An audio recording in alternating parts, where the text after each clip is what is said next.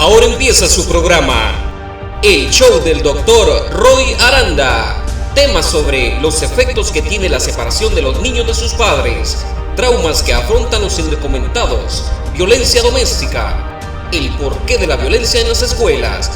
Llámanos en vivo al 1-888-900-2811, extensión 6, y haz tus preguntas al aire. ¡Comenzamos! Okay. Good evening, dear Tribuna TV viewers. Good evening. Buenas noches, queridos televidentes de Tribuna TV. So here we are again, another hopefully, although painful, but hopefully educational, interesting, and empowering show today. I have invited two very special guests I'll introduce momentarily. And I did want to share at the top, the topic for today is the dual pandemics of racial violence and coronavirus. In Spanish, son las pandemias duales, violencia racial y coronavirus. And my guests are Dr. Benajamin Reese Jr., who is a psychologist, and an attorney who I met approximately a year or so ago, Cory, who specializes in civil rights and other areas of the law. So again, the topic is the dual pandemics of racial violence and coronavirus, and one would wonder, how on earth,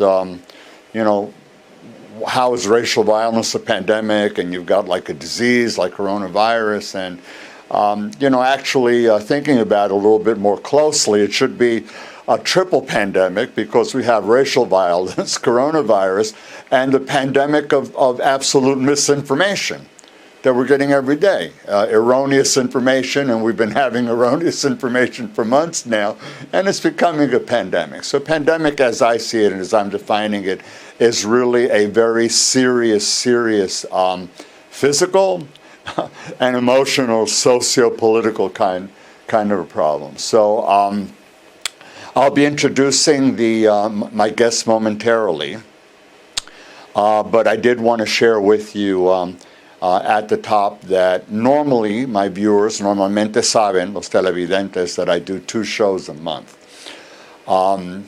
I felt a need to do this show. I mean, when I saw what happened to George Floyd on May 25th, and my heart really leapt out of my chest and tears came to my eyes, seeing what I saw over and over and over and over again. It was like watching 9/11, the towers fall, tears in my eyes. I mean, it had that catastrophic kind of an impact on me.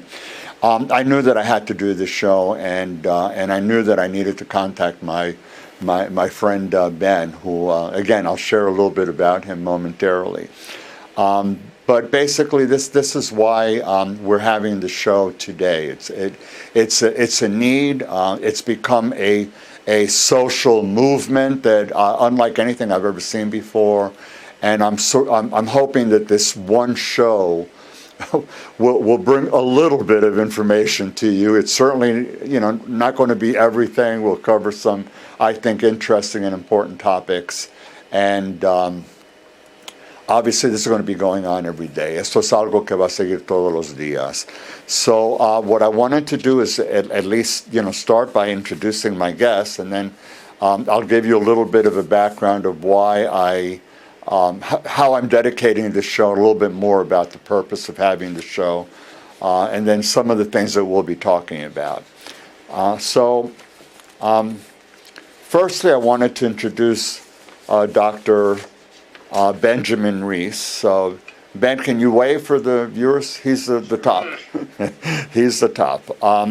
Ben and I, we actually go back about 40 years or something like that. Somewhere in that neighborhood. We were actually in graduate school together. We both attended the Graduate School of Applied and Professional Psychology, Rutgers University. We were in the second year. I believe that we both started in the second year that the school existed. So many adventures later, Dr. Ben got his degree and moved on to do some stellar accomplishments, and I moved on in a somewhat different direction. But it's exciting after such a long time how both of us are really looking to do things to try to focus on social issues and empowering people, and being a voice for the disenfranchised. So, with that, let me say that Dr. Reese. He is a clinical psychologist, president of Ben Reese LLC, a North Carolina-based global diversity, equity, and inclusion consulting firm. He is adjunct professor in departments of psychiatry and behavioral sciences, community medicine, and family health and psychology, and neuroscience at Duke University. He is the former vice president for institutional equity and chief diversity officer for Duke University and the Duke University Health System. Dr. Reese has served as the associate director of the Fifth Avenue Center for Counseling and Psychotherapy in New York City, the founder and director of the Institute for the Study of Culture and Ethnicity, and the ombudsperson for the Rockefeller Foundation. He has 50 years' experience in the fields of implicit bias. We'll focus a little bit on that. Race relations and diversity, inclusion and equity strategy, in person and online. Dr. Reese is highly sought after national and international speaker, workshop facilitator, consultant to higher education, healthcare, not-for-profit organizations, and the corporate environment. He's had over 100 consultations. I'll spare you a little bit of the details there, otherwise we're going to have to cut the show by about 5 minutes. But he has represented he's been all over. I will mention that. I do want to mention that we're talking about the Tel Aviv University, Hebrew University, University of Canterbury, New Zealand, University of Adelaide, South Australia, University of East London, Coventry University, United Kingdom. He's presented Ireland, China, Haiti, Ethiopia, Tanzania, Argentina, Brazil, Bermuda. You will let me know if I let anything out later, okay? He's presented at International Council of Psychologists, World Federation for Mental Health, United Nations. He's a past president of the National Association of Diversity Officers in Higher Education, served on its founding board. He serves on the editorial advisory board of the journal Liberal Education. He's a reviewer for the Journal of Diversity in Higher Education, member of North Carolina Advisory Board of the Full Frame Documentary Film Festival, and he is a board member of the Center for Documentary Studies at Duke University. He's garnered numerous awards and citations. The 2016 North Carolina Business Journal awarded him their Lifetime Diversity Achievement Award in diversity of almost 50 years of leadership in the areas of race relations and diversity. So, welcome, Ben. Did I leave anything out? Just want to say hello to people? No. Too much.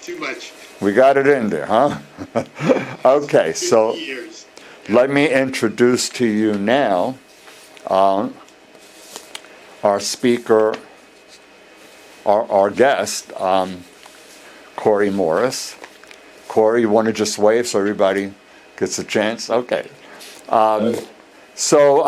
Cory Morris, he graduated Touro College at the top of his class. He was a Dean's List recipient. He received both the David A. Berg Public Interest Fellowship and the Howard Glickstein Public Interest Fellowship. He served as president of the American Civil Liberties Union Student Group, vice president of the Criminal Justice Society at Touro College, was a member of Touro's International Law Review. He also participated in the Center for Restorative Practices, the Unemployment Action Center, and other student groups and public interest organizations. During his tenure at Touro College, he volunteered with both the Mississippi Center for Justice and with Malik Raheem's Common Ground organization in Louisiana. He successfully helped nearly a dozen unemployment claimants at administrative hearings, receiving an award for Outstanding Advocate. He helped high school students facing school suspension hearings and worked as a live chat operator to help low-income New Yorkers obtain free legal services and representation from pro bono attorneys. He is also the recipient of several awards for pro bono legal services, as well as the Brian Lord Memorial Award for his demonstrated commitment to public interest. So, Cory, if you just want to say hello. Did I leave anything out? Don't worry, they can find it online, but hello, everybody. Okay. Well, we have, I do have your contact information towards the end of the show for viewers who want to know more about you and or if they have further questions or they want to have some contact with you. Oscar is Hi, here hello. too. I always tell him to say hello. So, hi, Oscar. Hello, hello. We are approximately 15 feet apart. Well-ventilated area, so I am always mindful and respectful, and I certainly do urge all viewers, please, when you go out, be careful. Do take care of yourselves. Wear your mask. Be careful about that social distancing, okay? You really don't want to get sick. Por favor, Oscar, ¿me puede poner el primer slide? Okay.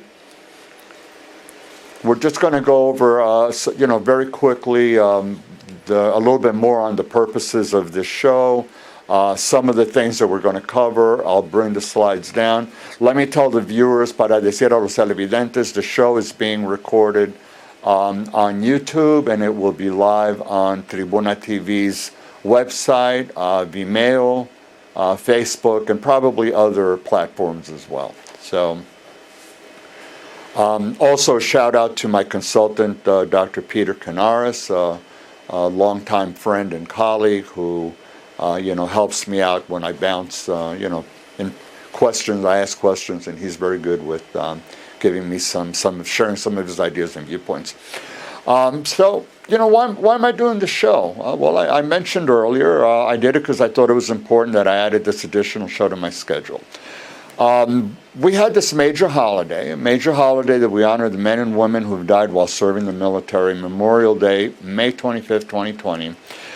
This was a day that I know, I was looking forward to it, and I know that many, many people in the United States were looking forward to it after having been locked in for so long because of COVID-19. And here, to my horror and to the horror of all the viewers worldwide, not just nationally, but worldwide, we witnessed the brutal death of George Floyd, a 46-year-old black man, during an arrest when a white police officer knelt on his neck for almost 9 minutes. I will share with you, with my viewers, I don't know if you know what a Freudian slip is, but a Freudian slip is like when you blurt something out, and it has, it really shows like your true inner feeling. It's something that maybe you have repressed a little bit, or it's a little bit out of your conscious stream, and it blurts out. When I actually wrote this, I will share with you that I wrote 9 years instead of 9 minutes. And that's a Freudian slip, but you can certainly understand where it came from. I mean, it was like a forever knee on the neck hold. So I thought, I'd share that with you. George repeatedly was saying, I can't breathe. And then, of course, he uttered his last words to his mother. I knew, having lived through countless other losses and other deaths that I witnessed for a long time, being around many people in school, at work, professionally, in my personal life. I've seen so much due to racism, police brutality. I knew that I had to do this show with the assistance of these two highly qualified experts. I'm dedicating the show, as I've done before. I've made dedications to the memory of George Floyd, Breonna Taylor, Ahmaud Arbery, and the latest victim, Rayshard Brooks, and all the precious lives, because there's way too many to count, due to racially motivated violence in the United States. I had told also, Ben, I don't know if you remember, but I told you I had a surprise for you. You remember I said that to you? Yeah, you did. Okay, so my surprise to you is I didn't want to include it here because you would have read it, but I'm also dedicating this show in honor of our friendship, in honor of you, in honor of everything that I know you've done, and because you are probably at the pinnacle in terms of somebody who is able to really knowingly talk about this. Many others,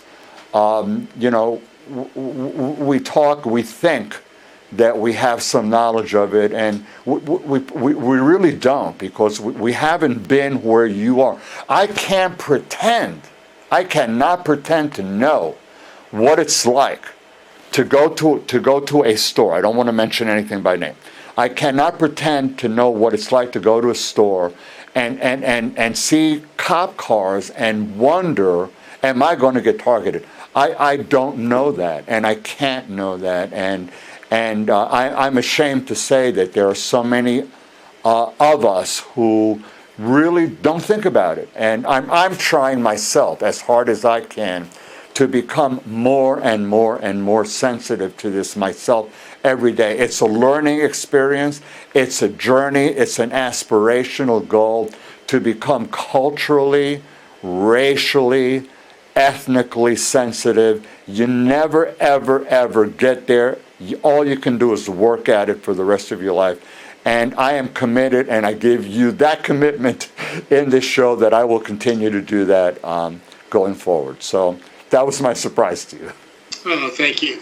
Thank you. Thank you. So 2 more slides, Oscar. I just wanted to show you a little bit, and I encourage the viewers, if you want to just take a photo shot. These are some of the issues that we're going to focus on. Talking about, why the protests, some of the issues, environmental, history of police brutality, white privilege, going back to the 60s, trying to have some understanding or knowledge of the history of white supremacy and racism, why the focus on systemic racial, structural racism, what are some of the answers. I always try to make the show so that it empowers the viewers. I'm sure that there's many viewers who've gone through this. They know people who've gone through this. They have loved ones or family members who have experienced these kinds of racial injustices, and I would like to certainly empower them. And for the others, I want it to be an educational opportunity to see what is it that you can do to make things better and to fight for racial justice and to stamp out racial injustice. ¿Se puede ver eso la segunda o lo puede bajar? You're on the second page now? Okay, so things, we'll be talking about this. I just wanted the viewers to have an idea of some of the things that we're going to talk about. It's going to be more of a conversational back and forth type of thing. Slide 3. Okay. And here, what else? What are the takeaway messages to the viewers? Some of the things that I'm really encouraging and hoping that the viewers focus on towards the latter part of the show. So, puede bajar eso. So I'm gonna turn the pretty much the show. You can drop the puede bajarlo, Oscar. Basically, I want to start by asking again, welcoming the guest, and I started purposely. It started with George Floyd, or did it? That's sort of like a rhetorical question. Obviously, it didn't. We're going back to 1619 during colonial America. That's just here, okay? We're not talking about the rest of the world. Here, it goes back to 1619. So it didn't start with George Floyd, but something took off with George Floyd. So, Ben, feel free to comment. And Cory, I know that your expertise is some of the areas about changes in the law taking place now. I know that Atlanta now is doing all sorts of pushes to change things. Now we have all over the country, we're having pushes to have abolish the no-knock entries and to have, cops on some sort of a national database that you can have greater knowledge about prior disciplinary actions, and that there's certainly a lot more being done about eliminating, unless it's life-threatening, eliminating the chokehold. So there's a lot that's been happening, and it's like every day seems like it's something happening. So Ben, I open it up to you, and then Cory, please feel free to chime in. Well, first, Roy, let me just say that this is an honor and just a deep pleasure after all of these years to be with you, and it's an honor to be on the show. And to share this time with Cory. So let me say that this is very special. Yeah. You know, being at this for almost 50 years, experiencing a lot in this country related to race, you know, the question that I always wonder is, well, how come there hasn't been more protests? You know, when you think if it wasn't for that person with a camera who happened to have her cell phone with her, this could be a very different state of affairs in our nation. So we have a situation, from my perspective, where structural, systemic racism is part of American life. There certainly have been untold numbers of brutal murders, atrocities, terror on Black people. And then this one person happened to have a camera with her to film this murder. And so when I'm in places with my Black friends, you know, the conversation isn't, you know, why now? The question is, why hasn't anyone said anything on this scale for decades and decades? So more directly to your question, I think that the protests are really more about the state of affairs in America regarding Black people and issues of inequity and just structured racism. You know, just the murder is something that gets played on TV over and over again, but I think the feeling among lots and lots of people is enough. It is enough. And, you know, having lived through points like this over the years, I'm only cautiously optimistic that this is a significant point. Because there have been a number of times when there have been various kinds of societal upheavals, discussions, statements, money thrown at issues, and then a month, 6 months after that, we're back to business as usual. You mean like the mass shootings, for instance, in schools? Oh, yeah, yeah. We're waiting for the next one. The only reason we don't have that many is probably because of the shutdown. Yeah. So there are some signs that this may be different, but I'm going to wait and I'm going to hope. But I think we're living through one of those special times, and we'll all see where the nation is 3, 4, 5, 6 months from now. Cory, anything to add to this? Let me chime in first. Thank you for having me. I'm in the presence of greatness. I just blown away by the introduction here. The struggle to keep my composure. But let me first.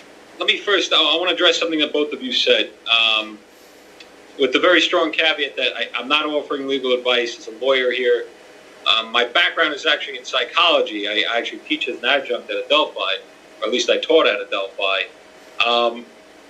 Let me answer the question that you had before.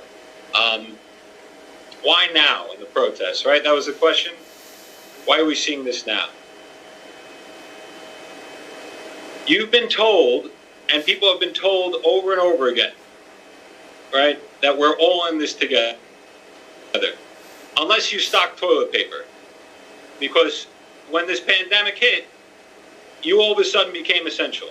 I'm still working on becoming essential, but the idea that the toilet paper stock boy was essential, but the judge in a court was not, created a real rift psychologically between people. The idea that Costco was open but not church, that you could buy liquor but not seek rehabilitation from alcohol addiction, was what you were presented and what you were told. So in reality, a very strong rift that must occur when Native Americans are told to celebrate Columbus Day occurred to this whole country at once. Now, if you were, and bless you if you are, but if you were wealthy enough, if you had enough prosperity, enough resources to shelter in place all these new terms at once: essential, shelter in place. We're all in this together. People really wanted to sell you this idea. If you had enough resources to shelter in place, maybe you had a nice house on the North Shore, or your apartment in the city had 4 bedrooms, even though there was only 3 occupants for those bedrooms. Not a single bedroom apartment with one family living amongst 2 or 3 rooms.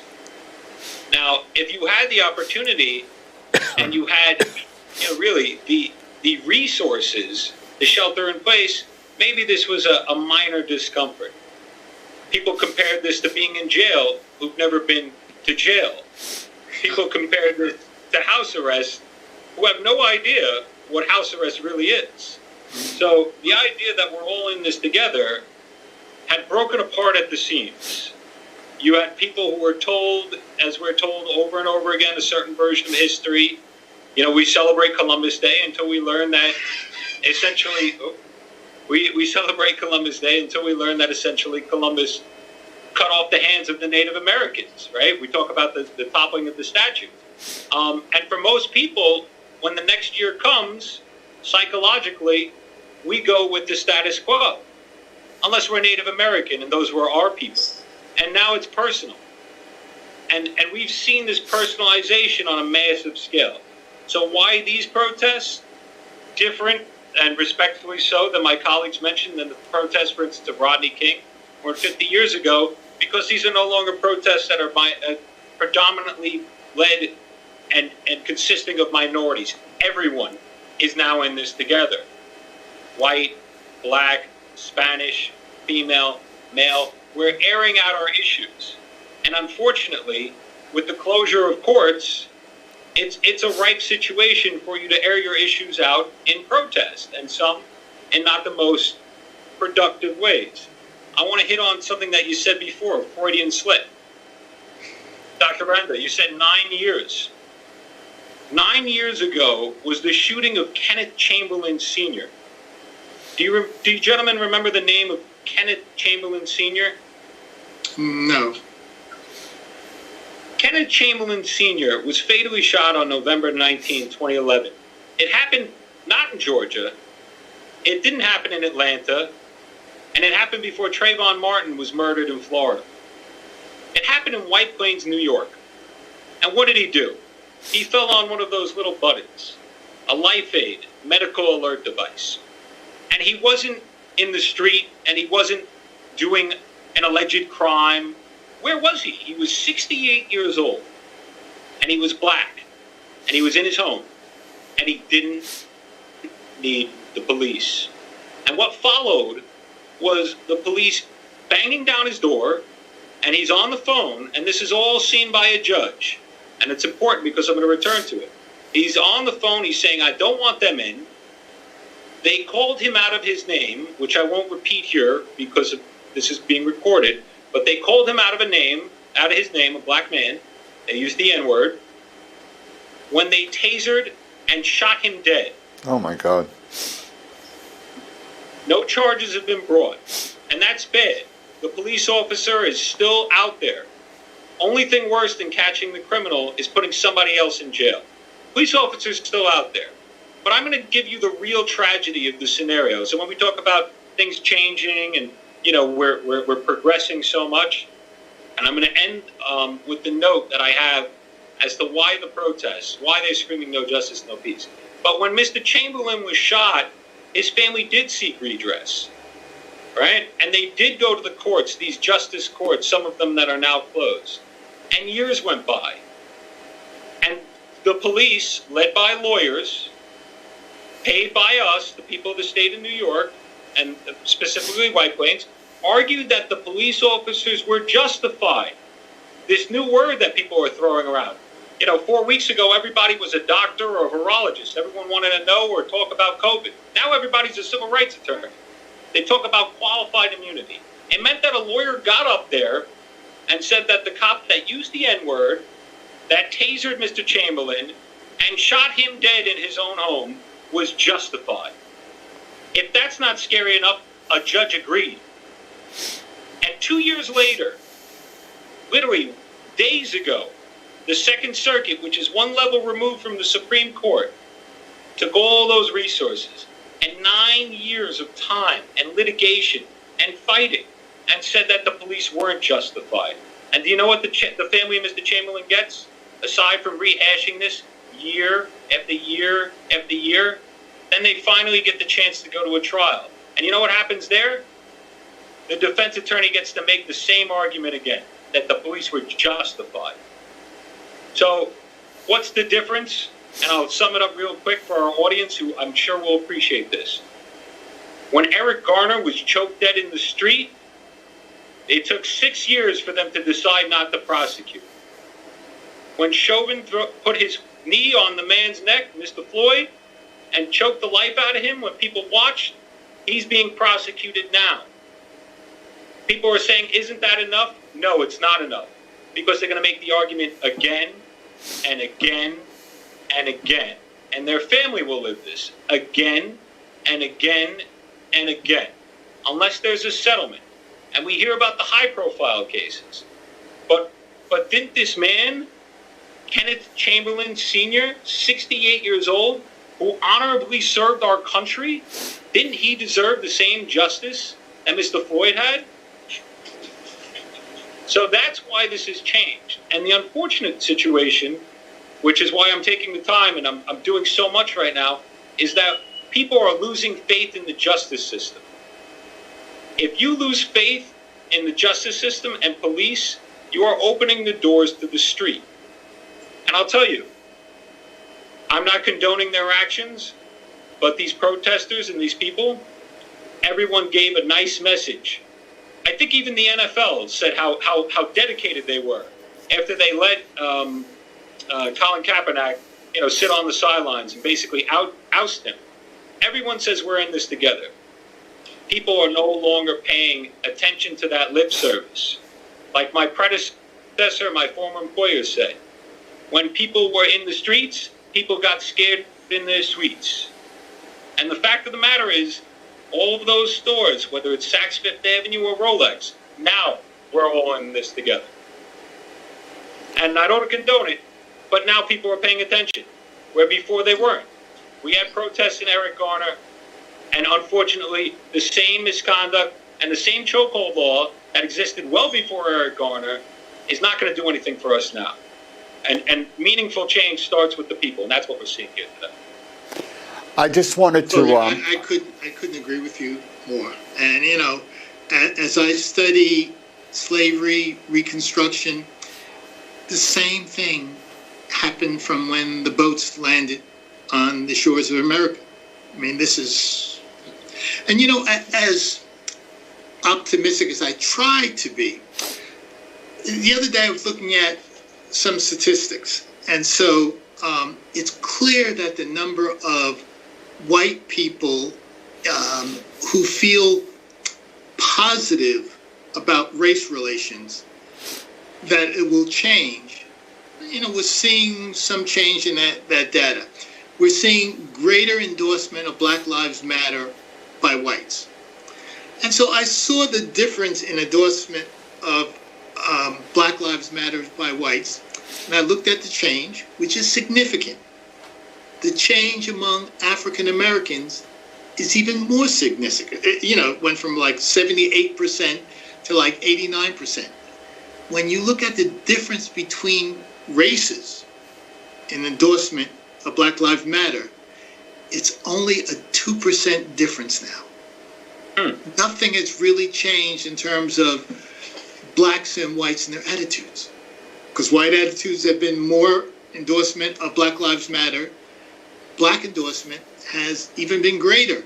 And so when you think of societal, tensions between blacks and whites, there's still that difference. So yeah.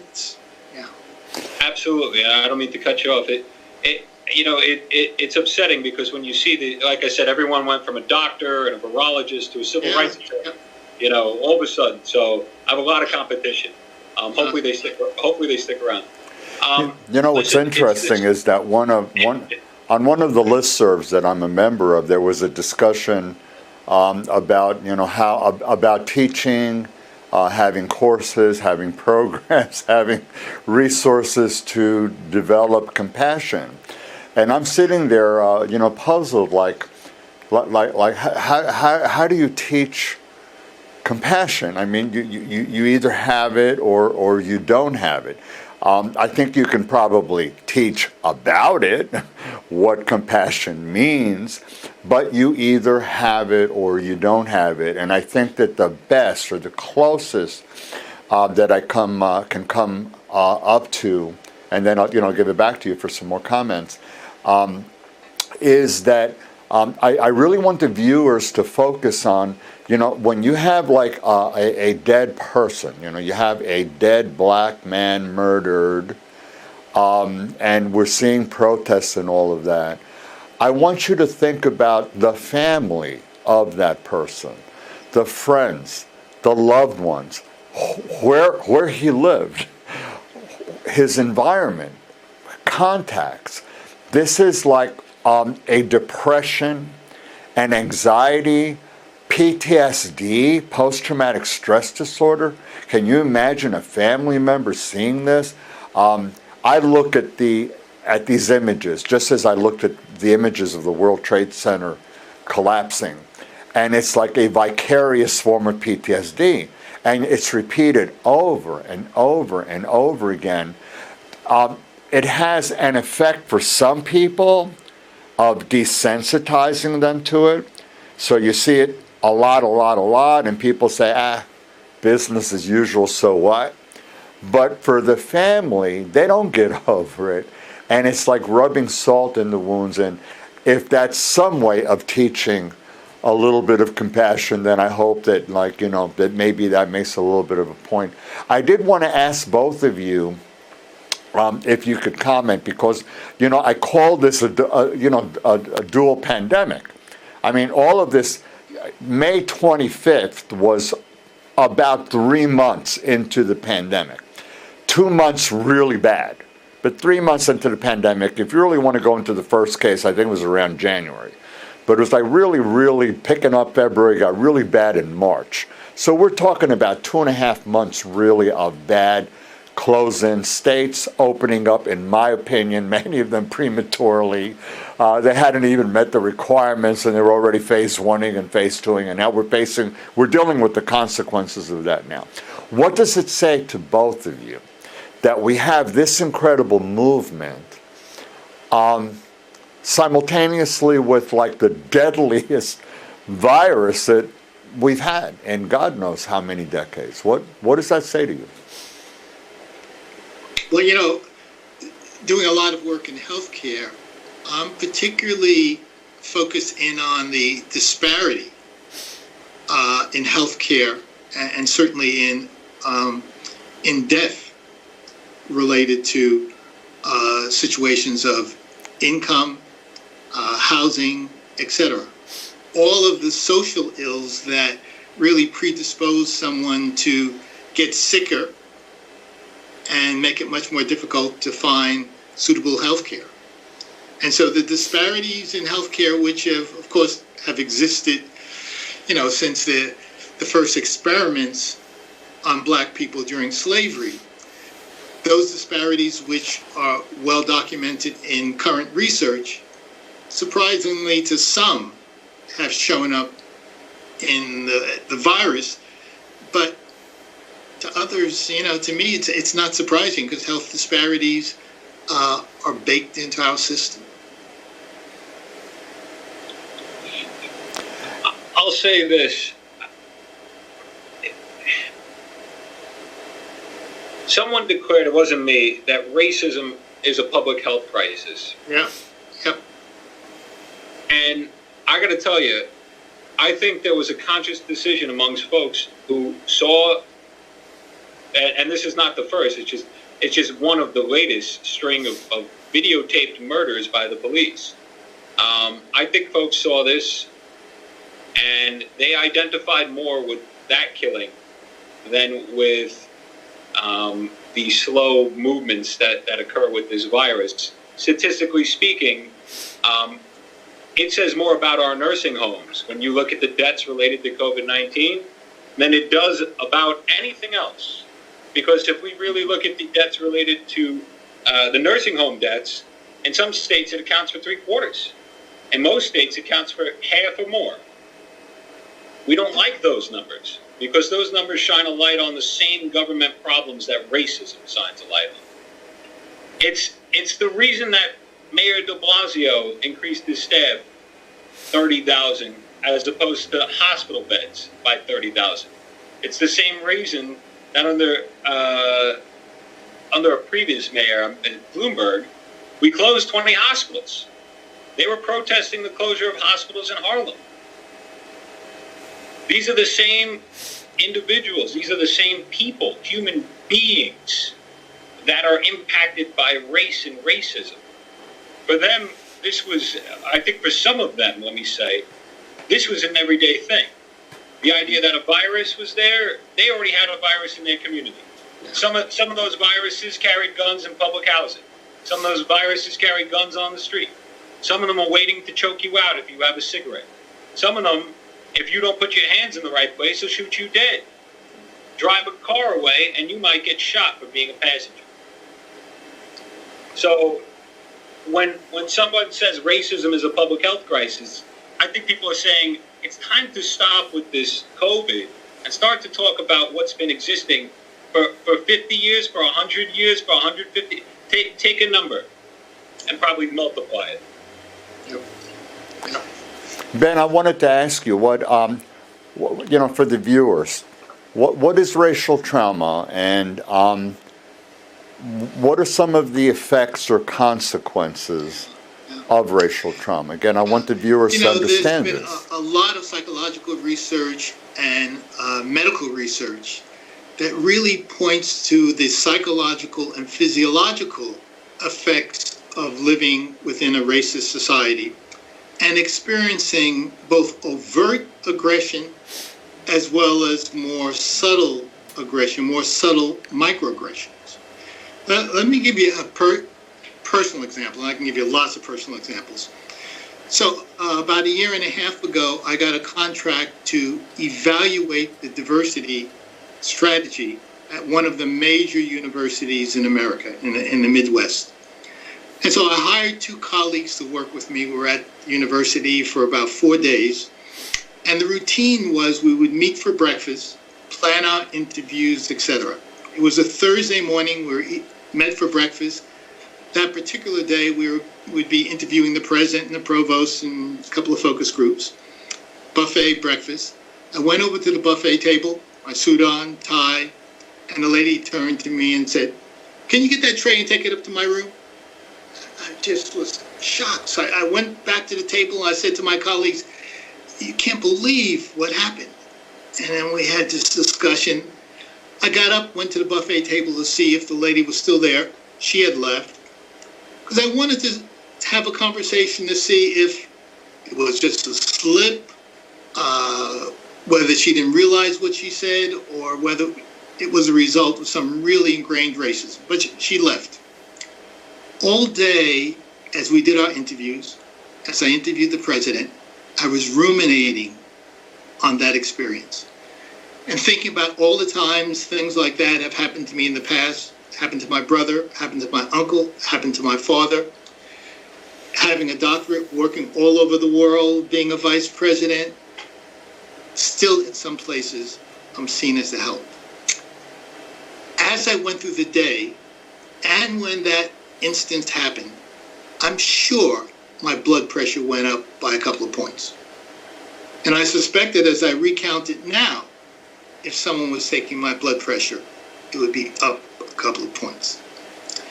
And so as I reflect personally on all of the experiences I've have no longer daily, because I'm more adept at going through society in a way that at least is an attempt to insulate myself. So if I'm dressed a certain way and it's a Saturday morning, I'm careful what stores I go into. If I'm dressed in a certain way, I make sure I don't pick up anything and then touch my pocket.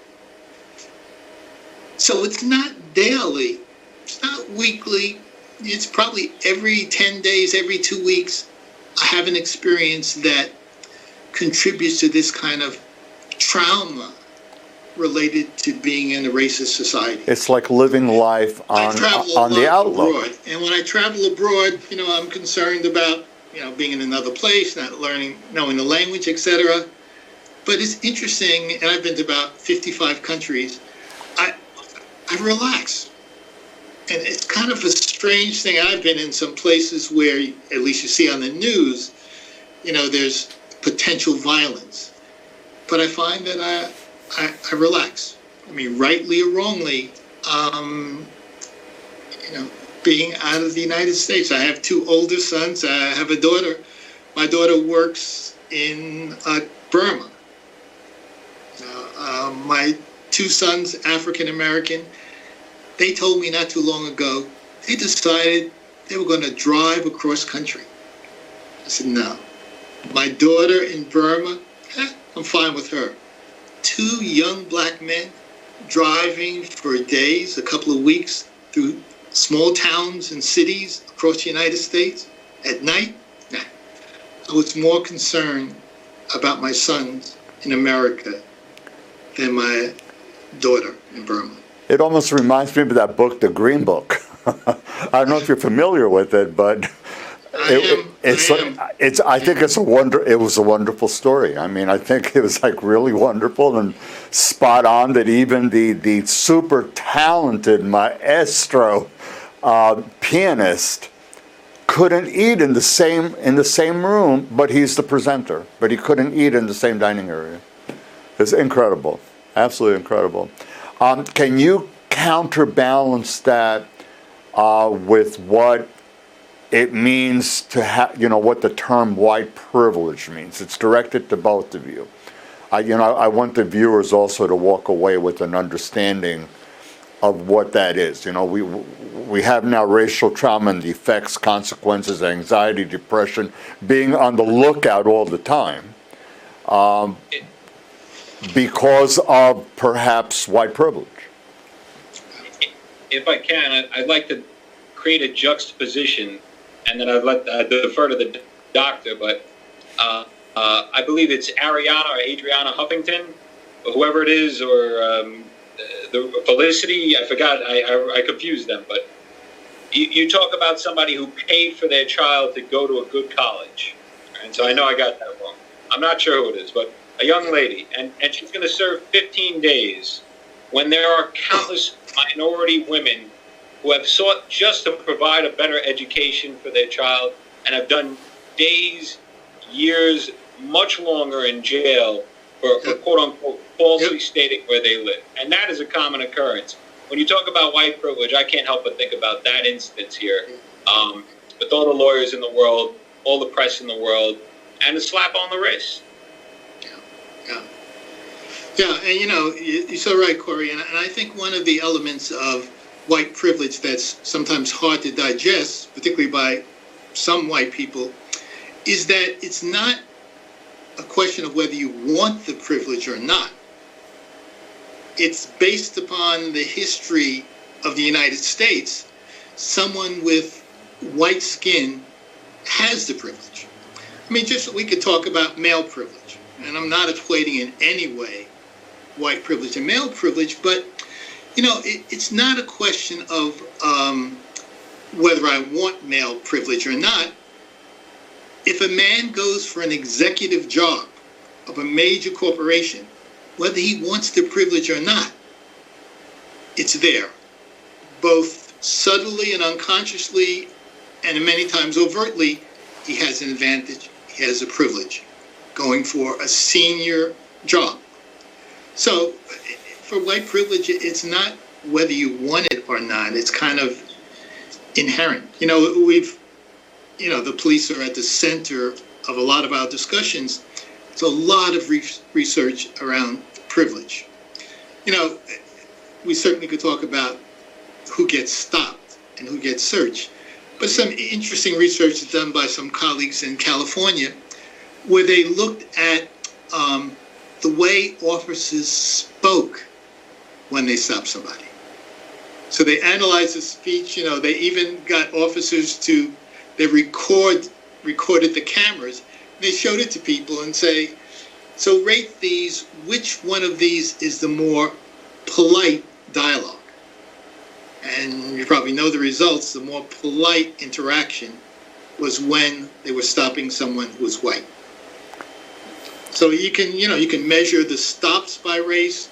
You can measure the rest. You could measure the searches of the car, and you can even measure the tone of voice.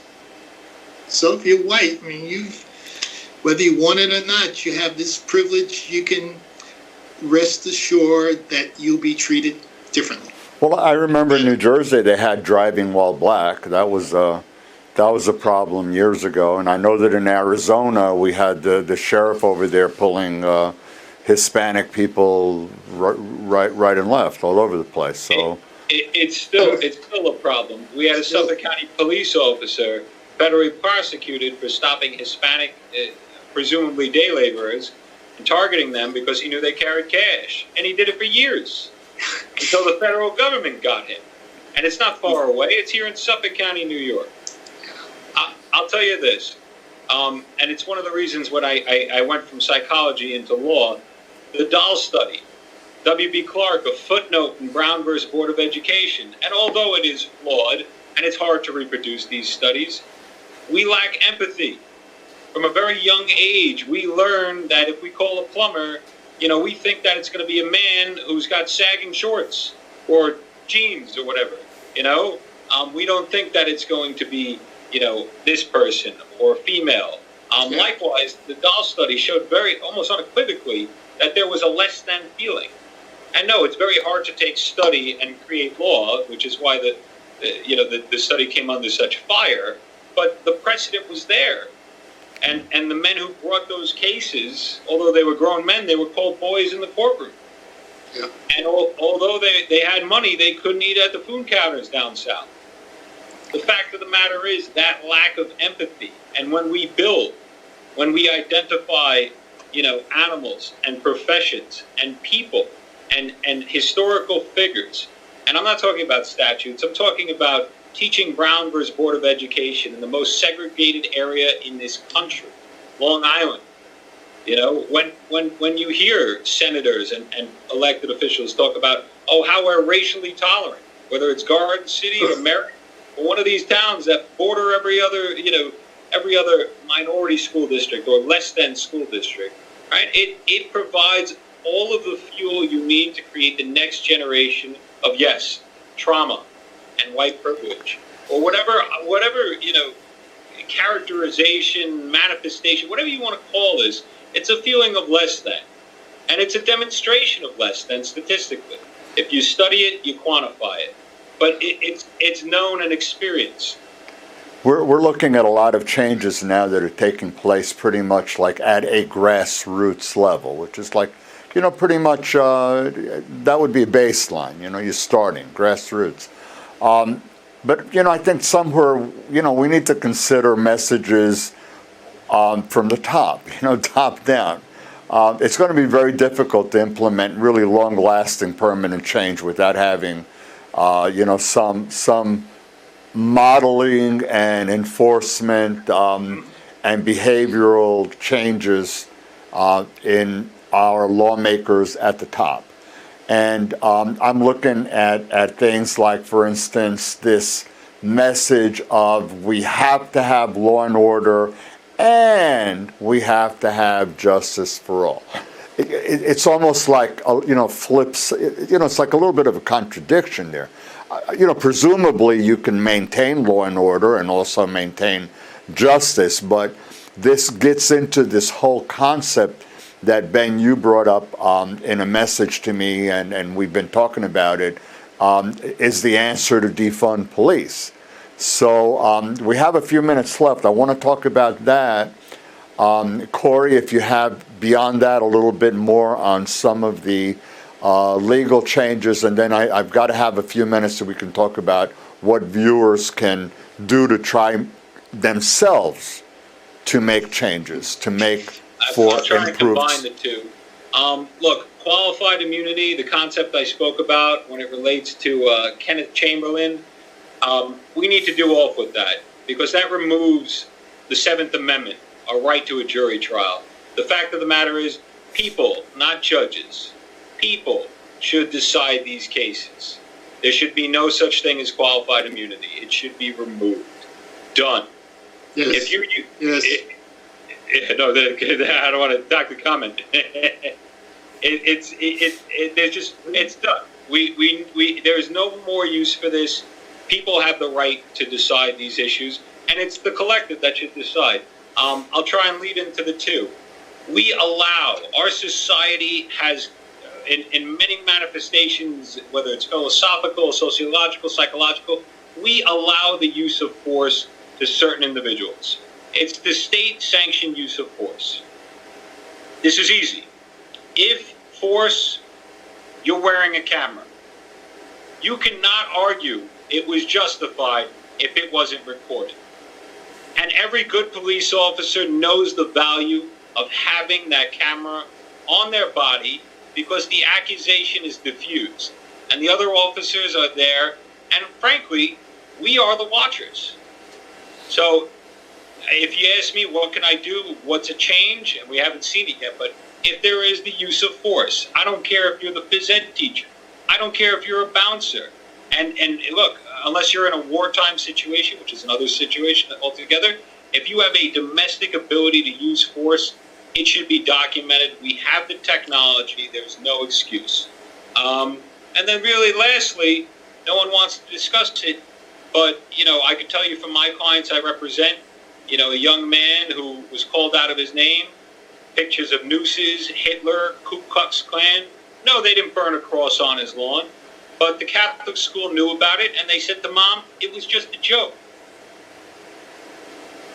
A police officer in Suffolk County saw that. It was escalated to another officer. The DA saw that, and no one did anything. We will lose legitimacy if that is the type of behavior and reaction that we have to legitimate complaints. So in reality, the amount of discretion that is provided to these officers allows them to choose 5 out of 6 drivers, whatever color that they want, for a certain offense. Maybe we want to discuss what offenses should no longer be enforced, whether it's a marijuana low-level drug offense, or being asleep DWI in your car. Well, look, but look, that's such a specific example. How about we say police, when they run, don't chase? I mean, let's make Simple this as really that. easy. Yep. Don't chase. If they're running, don't shoot. Especially if you have the license and the car left behind. Listen, if he's the worst person in the world, call for backup. Yeah. All the more reason to do so.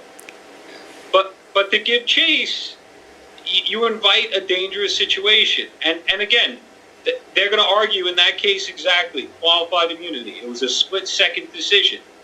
And the lawyer is correct in saying that you've argued over and over again, tasers aren't deadly.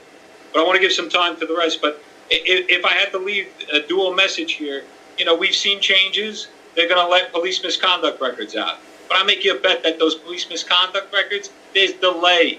There's time that's going to go by. Some of those records are going to get lost. Interviews are going to be corrupted. We're not going to see those things. So it's a bit of a pipe dream. Yeah, listen. This is a reaction. This is calm down. This is, oh, we care. Look, I'm giving some money. We care. Didn't I tell you how much we care? Whether it's an institution that sits on a racial fault line or whether it's a law enforcement agency. They're now reacting because they're losing legitimacy. But if I was going to leave somebody, you want to make a lasting change, the arbiters of force, people who we endorse to use force, must have cameras. You can no longer argue that it's a legitimate use of force unless I say so, not you. I want to see it. And when I say I, it's the people. The people get to see what the people of the state of New York do. We want to have, certain ramifications and certain policies that are removed. Qualified immunity takes the decision away from the people. It takes a jury trial away from people who have legitimate grievances. Another edification, which was done years ago, is the Prison Litigation Reform Act. It requires you to exhaust administrative remedies. It keeps people out. If you don't want prison lawsuits, stop breaking the law or stop having so many prisons. The idea that you're going to quell the prison population by removing their ability to go to court is an anathema, and it's a legal fiction that needs to end. I could keep going, but I'll stop there. Ben, anything on the defunding police? I'll let you speak to that. No, I agree with Cory. I think a lot of the people who are using the phrase defund the police, when you look behind it, they're looking for significant structural change. I don't think, there are some people, but they're really in a minority who say, take all the money away from police. They're looking for a real significant transformation, including all the things that Cory mentioned. Well, the whole argument about some of the tasks of police can be handled by other kinds of people with different kinds of skills. One of the things that occurs in many of the universities in America, and I've asked police chiefs about this, I ask, what's the most frequent call that your campus police have? And it's someone who's lost their keys. How many calls do police officers have for mental health situations that someone else can handle? Right. You go into the hospitals, you see psychiatric nurses handling, psychotic, potentially dangerous, using skills that for most people can work as well as the kind of violent restraint that police often use. So I believe, in everything Cory said, and I also believe this movement to examine the kinds of things that police officers do that might be done partly or totally by some other classes of people. Well, like dealing with emotionally disturbed persons, making calls, on non-criminal kinds of calls, the cat stuck in the attic. I mean, there's a lot of stuff that you can have other... What about police, what about crashes, car accidents? Just some of the minor, some of the softer ones, yeah. Car accidents don't involve situations where you need a police officer. I want to take a look, because we're running out of time, but I do want to look at the takeaway messages. Oscar, puede poner slide 3, estamos acabando ahora, okay? For the viewers, I just wanted to quickly go over this. It's not a type of thing that's going to be a lengthy discussion. I'm just going to mention very quickly some of the kinds of things that I hope you can take away. Take deliberate steps to raise awareness. We've been trying to do that in the show today. Educate yourself. Learn, and learn some more. You have to be willing to relinquish privilege. Ben was saying that it's not something that you necessarily want, but you have to be aware it's there. Chances are that if you are competing for a position, in some sort of a facility, the fact that you're white is already giving you a plus. It's already some positive. It's positive in your area. Protest activism, we're seeing a lot. Advocate for racial justice. Self-reflect. You got to take an inside look. You got to recognize your own racism.